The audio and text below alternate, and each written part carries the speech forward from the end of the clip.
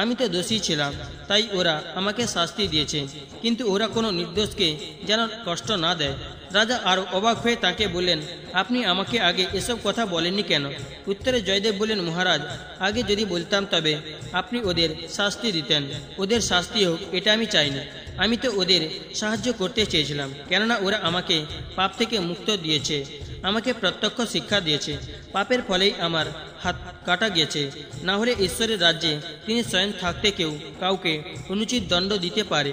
এই ঘটনার তাৎপর্য হলো যে সুখ কিংবা দুঃখ দেবার দ্বিতীয় কেউ নেই, একমাত্র ঈশ্বর এই সমস্ত কিছুর কর্তা। অন্য কেউ সুখ কিংবা দুঃখ দেয়, এ ভাবনা মূঢ়তা। প্রকৃতপক্ষে আমাদের ভাগ্যফলে জীবনে দুঃখ কষ্ট আসে, কিন্তু দুর্ভাগ্যক্রমে আমরা নিমিত্ত বলে মনে করি অন্যকে। ভগবান ভাবের কাঙ্গাল। এক গৃহী ব্যক্তি খুবই উচ্চ স্তরে ত্যাগী পণ্ডিত ছিলেন।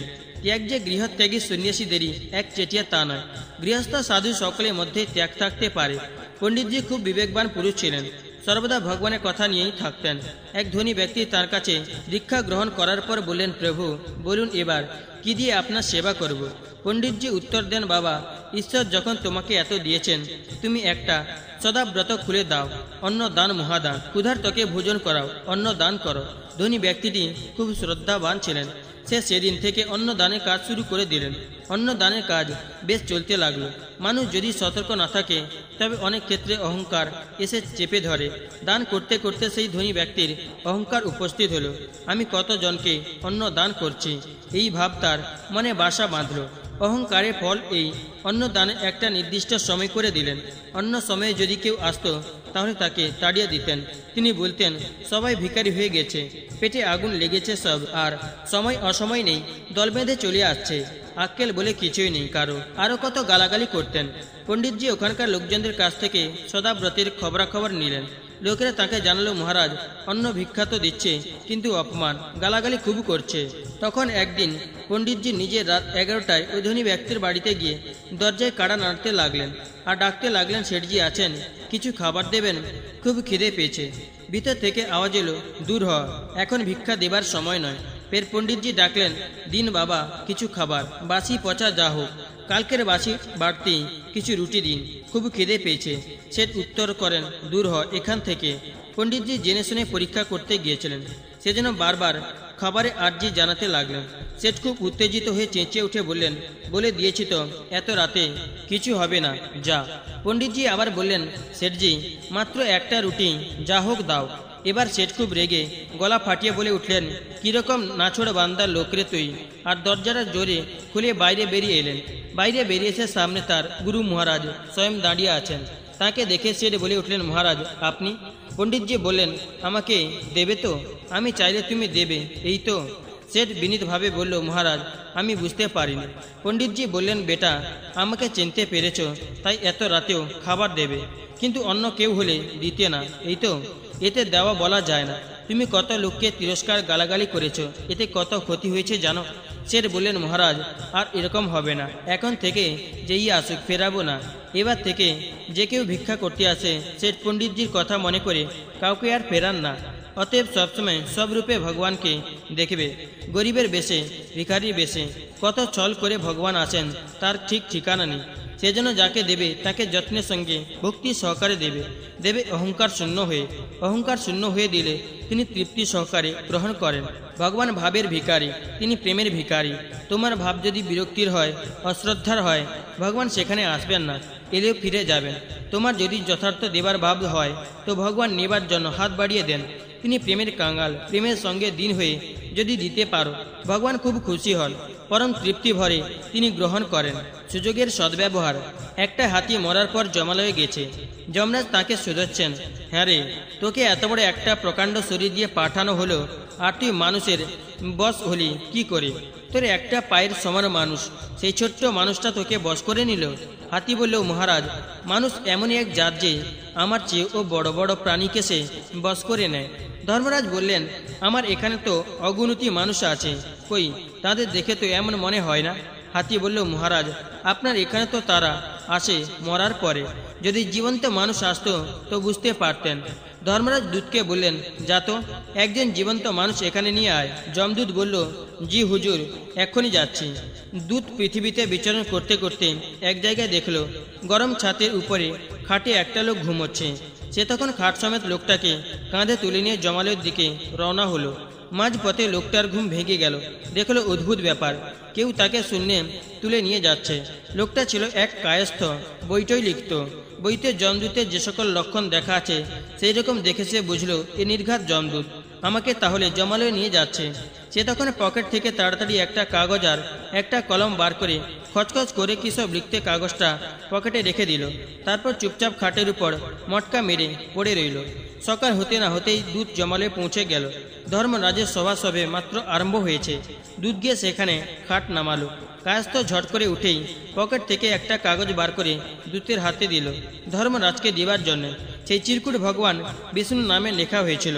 দূত কাগজটি ধর্মরাজের হাতে দিলে ধর্মরাজ সেটি মন দিয়ে পড়লেন। তাতে লেখা ছিল, প্রিয় ধর্মরাজ, আপনাকে জানানো হচ্ছে যে এই পত্রবাহক আমার একান্ত সচিব।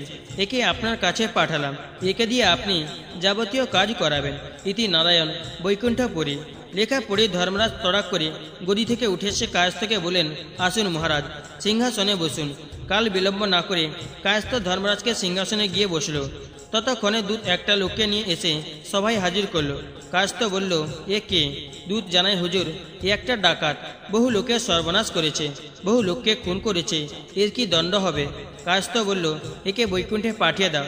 তারপর আর একজনকে দেখিয়েছে জিজ্ঞাসা করল, এ কে? দুধ বলল, এ একজন দুধওয়ালা। এ দুধে জল মিশিয়ে বিক্রি করত। সে ভেজাল দুধ খেয়ে বহু ছোট ছোট শিশু পেট ফুলে মারা গেছে। এর কি শাস্তি বিধান হবে? একেও বৈকুণ্ঠে পাঠিয়ে দাও। ততক্ষণে আরেকজন উপস্থিত হলো। এ কে? দূত বলল, হুজুরে মিথ্যা সাক্ষী দিয়ে বহু বেচারাকে ফাঁসিয়েছে, একে কি করব? কায়স্থ, ওহ, জিজ্ঞাসা করছো কি? সব বৈকুণ্ঠে পাঠিয়ে দাও। এরপর ব্যভিচারী, পাপী, হিংসুটে, যত রকমের দুষ্ট থাকতে পারে সব একে একে এলো। আর সবাইকার জন্য ওই একই হুকুম হলো, বৈকুণ্ঠে পাঠিয়ে দাও। ধর্মরাজ আর কি করবেন? সিংহাসনে বসে বিষ্ণুর একান্ত সচিব যা বলছেন তাই মেনে নিতে হবে। ওদিকে বৈকুণ্ঠে তো লাইন পড়ে গেছে দেখে ভগবান ভাবছেন, একই কাণ্ড, এত লোক কোথা থেকে আসছে? পৃথিবীতে কি তবে কোনো মহাত্মার আবির্ভাব হলো নাকি? লোকে দল বেঁধে বৈকুণ্ঠে হাজির হচ্ছে। ভগবান দেখলেন সব জমালয় থেকে উঠে আসছে। নারায়ণ তখন নিজেই জমালয়ে গেলেন। নারায়ণকে দেখে সবাই উঠে দাঁড়ালো। যমরাজ উঠে দাঁড়ালেন আর ওই কায়স্থ উঠে দাঁড়ালো। নারায়ণ জিজ্ঞাসা করলেন, ধর্মরাজ, আপনি সবাইকে বৈকুণ্ঠে পাঠিয়ে দিচ্ছেন, ব্যাপারটা কি? এত লোক ভক্ত হয়ে গেল নাকি? ধর্মরাজ বললেন, প্রভু, এ কাজ আমি করিনি, আপনি যে লোক পাঠিয়েছেন এ তার কাজ। নারায়ণ বললেন, আমি আবার কবে লোক পাঠালাম? তিনি কায়স্থকে জিজ্ঞাসা করলেন, তোমাকে কে পাঠিয়েছে? কায়স্থ বলল, প্রভু, আপনি পাঠিয়েছেন। নারায়ণ হতভম্ব হয়ে বললেন, আমি কবে পাঠালাম হে? কায়স্থ বলল, প্রভু, এখানে আসা আমার বাপের সাধ্য কি যে আসবো? আপনি তো আমাকে পাঠিয়েছেন। আপনার ইচ্ছা ছাড়া কি কোনো কাজ হতে পারে? এ কি আমার শক্তিতে হয়েছে? নারায়ণ বললেন, ঠিক আছে, কিন্তু তুমি এ কি করছো? কায়স্থ বলল, কি করেছি প্রভু? নারায়ণ বললেন, তুমি যে সবাইকে বৈকুণ্ঠে পাঠিয়ে দিয়েছ। কায়স্থ বলল, যদি বৈকুণ্ঠে পাঠানো অন্যায় হয়ে থাকে তবে যত সাধু সন্ত মহাত্মা আছে সবাইকে দণ্ড দিতে হয়। যদি তা খারাপ কাজ না হয় তবে আর কৈফত কিসের? এতে যদি আপনার মত না থাকে তো সবাইকে ফেরত পাঠিয়ে দিন। তবে শ্রীমদ্ ভাগবত গীতায় আপনার যে বাণী লেখা আছে তা কেটে ফেলতে হবে। যদি গত্তা ন নিবর্তন্তে তত ধাম পরমং মম।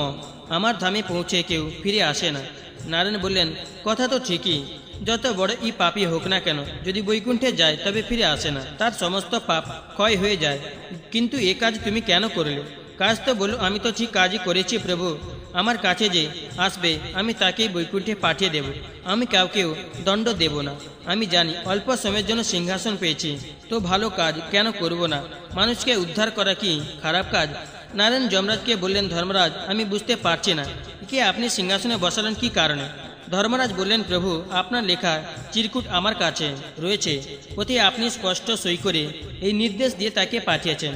ভগবান কায়স্থকে জিজ্ঞাসা করলেন, ওহে, তোমাকে আবার চিরকুট দিয়ে কখন পাঠালাম আমি? কায়স্থ বলল, আপনি শ্রীমদ্ ভাগবত গীতায় বলেছেন, সর্বস্ব চাহং হৃদি সন্নিবিষ্টং। আমি সকলে হৃদয়ে বাস করি, অতএব হৃদয় থেকে আদেশ এসেছে কাগজে লিখে দাও, তাই কাগজে লিখে দিয়েছি। আদেশ তো আপনারই। যদি এটা আপনি আমার কথা মনে করেন তো গীতা থেকে এই কথাগুলো বাদ দিয়ে দিন। নারায়ণ বললেন, ঠিক কথা। তিনি ধর্মরাজকে প্রশ্ন করলেন, ওহে ধর্মরাজ, ব্যাপার কি? এই জীবন্ত মানুষ এখানে এলো কি করে? ধর্মরাজ দূতকে জিজ্ঞাসা করলেন, জমালয়ে জীবন্ত মানুষ নিয়ে এলি কেন?